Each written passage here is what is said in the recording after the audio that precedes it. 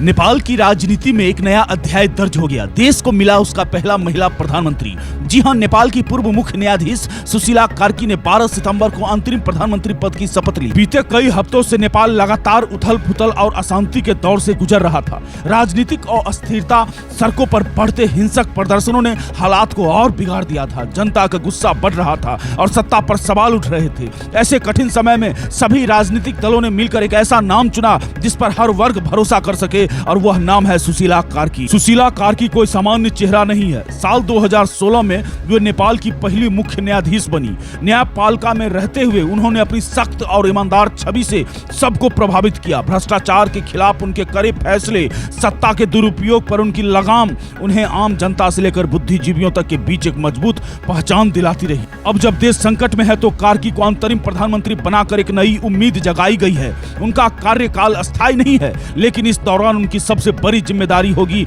कि देश में शांति बहाल करना, प्रशासन को पटरी पर लाना, अस्थायी सरकार के गठन का रास्ता साफ करना। विशेष बात यह है कि सुशीला कार्की किसी भी राजनीतिक दल से सीधे तौर पर जुड़ी नहीं है। यही कारण है कि वे सबके लिए स्वीकार्य विकल्प साबित हुई।